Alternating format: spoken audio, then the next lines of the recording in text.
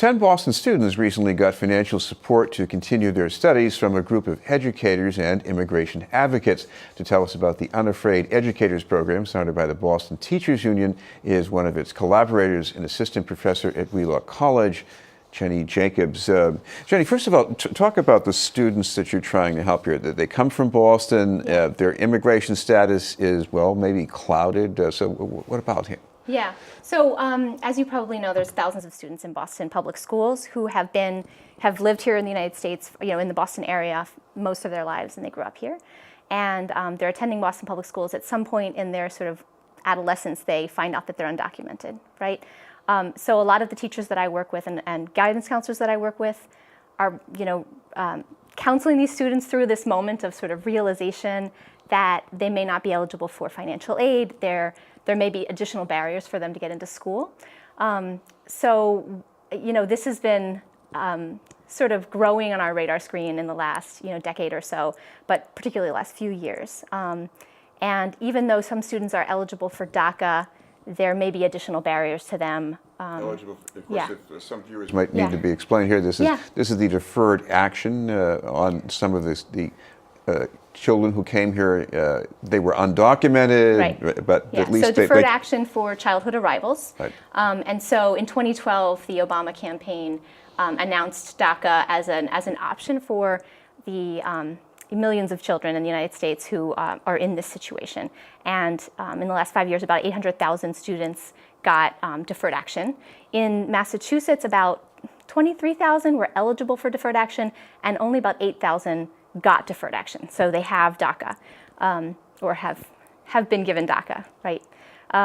So that makes them, in the state of Massachusetts, it makes them eligible for certain protections, but not necessarily others. And like I said, on the ground in schools, a lot of teachers were realizing that students had applied for college, gotten accepted to college, and then realized that they really didn't have the means to go to college, right? And so this is sort of where a lot of us came together and said, we need to figure out a way to help these kids.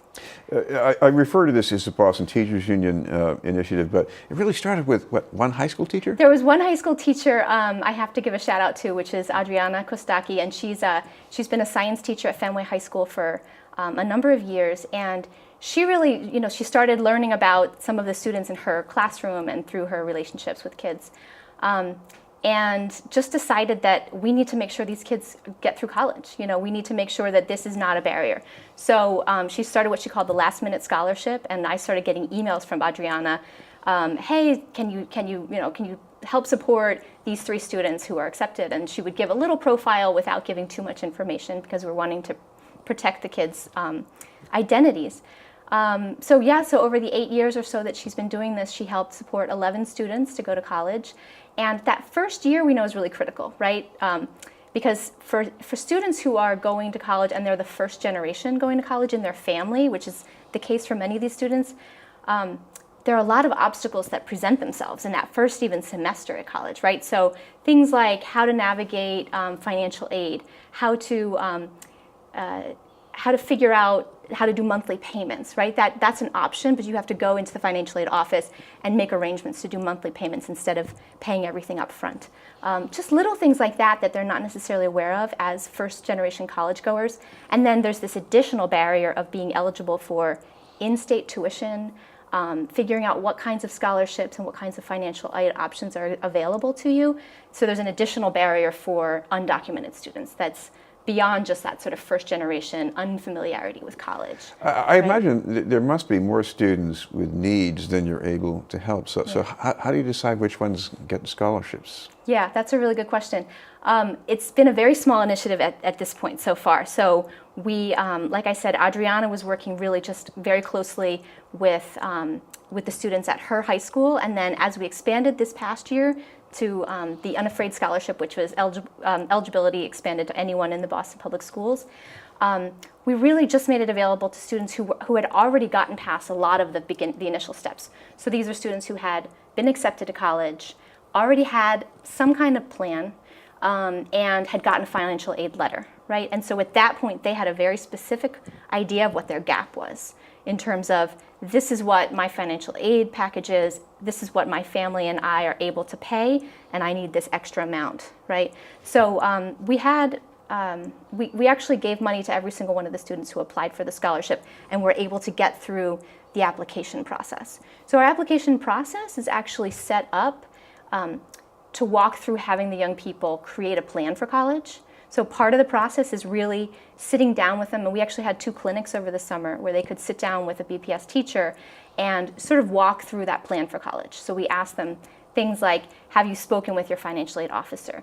Do you know, how much money can you realistically save up between now and January 1 for your spring semester, right? What's your plan for year 2 if you get this scholarship? These kinds of things. They really had to sort of think out a financial plan for the next upcoming years.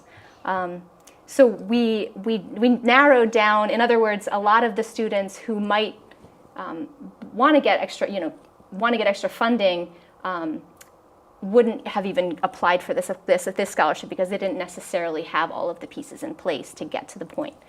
This has been News, and we're talking about Unafraid Educators with Jenny Jacobs of Wheelock College. Jenny, what you described, this is something that really should be done for all students, at least in Boston public schools and the charter schools. But what's it like for these immigrant students that you're focused on, just to even know that there's a program like this and that the educators are behind it? Yeah. So Unafraid Educators is a group that started, it's a really grassroots group that started, and different schools all over the city have individual people, either guidance counselors, interested teachers who have found out about Unafraid Educators through the BTU, the teachers union. And so a lot of the way the word gets out is through word of mouth, or social media. Students who are seeking information through a group like SIM, the Student Immigrant Movement, or maybe they go onto the Mira Coalition website and these kinds of places, they might find information and there's a highlight about the scholarship, and that's kind of how information gets out. This was our first year going from the sort of local scholarship at Fenway High School to the citywide scholarship, and so we're really hoping this fall to get more information out to students and out to the schools through this network. Thank you very much for being with us. Yeah. Jenny Jacobs from Wheelock College.